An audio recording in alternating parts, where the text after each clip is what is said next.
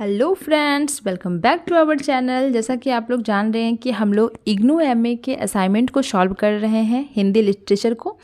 तो आज जो हम लोग कर रहे हैं वो MSD 6 है, जो आपका जो है अनिवार्य पाठ्यक्रम है। MSD 6 का प्रश्न नंबर 3। इसके अलावा कोई भी प्रश्न या कोई भी असाइनमेंट का क्वेश्चन आपके पास रह गया है तो आप हमारी पिछली वीडियो में जाकर देख सकते हैं।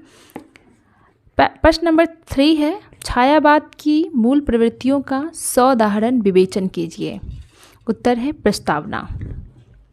छायावाद का समय सीमांकन सन 1918 से 1936 तक मानी जाती है। छायावाद का नामांकन देने का श्रेय मुकुटधर पांडे को जाता है। छायावाद को आधुनिक साहित्य का स्वर्ण युग भी कहा जाता है।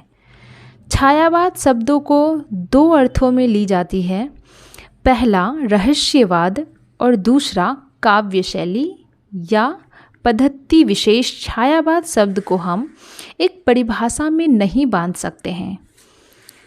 छायावाद के 4 स्तंभ कवि हैं। इनमें से जयशंकर प्रसाद, सूर्यकांत त्रिपाठी निराला, सुमित्रा नंदन पंत तथा महादेवी वर्मा हैं। वही इस युग के कुछ अन्य कवि हैं, राम कुमार वर्मा, माखनलाल चतुर्वेदी, राम नरेश त्रिपाठी, बालकृष्ण शर्मा आदि। छायावाद की प्रमुख प्रवृत्तियाँ। छायावाद की प्रमुख प्रवृत्तियाँ कई प्रकार की है, जिनमें से कुछ निम्नलिखित है।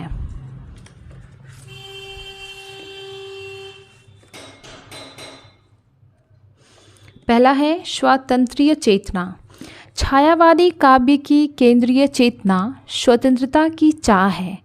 यहाँ स्वतंत्रता केवल एक राजनीतिक मांग ही नहीं बल्कि एक जीवन मूल्य है। यहाँ स्वतंत्रता रूढ़ियों से, धर्म से, समाज से है।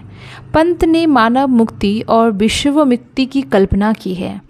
इस समय भारतीय मध्यवर्ग का उदय हो गया। व्यक्तिकता। छायावादी काव्य व्यक्ति के स्वतंत्र अस्तित्व की कल्पना करता है। इन कवियों ने अपने व्यक्तिगत सुख दुख, प्रेम, घृणा आदि भावनाओं को अपने काव्य में खुलेआम व्यक्त किया है। निराला और महादेवी वर्मा की पंक्तियाँ इसी व्यक्तिकता को उद्घाटित करती है। दुखी जीवन की कथा रही, क्या कहूँ आज जो नहीं कही, मैं नीर भरी दुख की बदली। उसके बाद है अगला, अनुभूति की प्रतिष्ठा। छायावादी कवियों का दावा है कविता विचारों या तथ्यों से नहीं वरन अनुभूति से बनती है। प्रसाद भी मानते थे कि कविता में स्वानुभूति ही विविधृत होती है।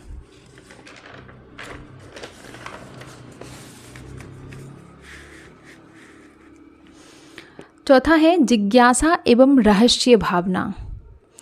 छायावादी कवि सृष्टि की अपार सत्ता के प्रति जिज्ञासु हैं, प्रश्नाकुल हैं, वह अज्ञात सत्ता के प्रति आकर्षित हैं तथा उसके बारे में सब कुछ जान लेना चाहते हैं। पांचवा है दुख, वेदना और करुणा। छायावादी कविता में वेदना और करुणा का स्तर प्रधान है। इस युग की कविताओं में आश, पीड़ा, वेदना, व्यथा, करुणा का प्रबल आवेग मिलता है। छठा है प्रेमानुभूति एवं सौंदर्य चेतना। छायावादी कविता का मुख्य आधार प्रेमानुभूति है। यहाँ प्रेम का उदात्त चित्र हुआ है एवं सौंदर्य चेतना अत्यधिक उदार, उदात्त एवं विशाल है। उसमें मानव प्रकृति एवं भावों के गहरे लोक समाहित हैं। इसके अलावा कई अन्य निम्न हैं। प्रकृति चिंतन, प्रकृति प्रेम और सौंदर्य वर्णन, गोयता, छंद और अलंकार, भाषा शैली इत्यादि। इसी के साथ ही हमारा तीसरा प्रश्न का उत्तर भी यहीं पर समाप्त होता है। हम आशा करते हैं कि आपको यह प्रश्न उत्तर का श्रृंखला पसंद आ रहा होगा। तो प्लीज़ अगर ये किसी भी तरह से आपको छोटी सी भी मदद करती है तो प्लीज़ हमारे हौसले को बढ़ाने के लिए प्लीज़ एक लाइक कर दीजिए, अपने दोस्तों के साथ शेयर कीजिए और चैनल पे नए हैं तो सब्सक्राइब कर लीजिए। ये बिल्कुल आपके लिए मुफ्त है और इससे हमारा हौसला बढ़ेगा और हम आपके लिए और भी तरह तरह के वीडियो लेकर आएंगे। इसके अलावा कोई अगर प्रश्न आपका छूट रहा है तो आप हमारे पिछले वीडियो में जाकर भी चेक कर सकते हैं। धन्यवाद।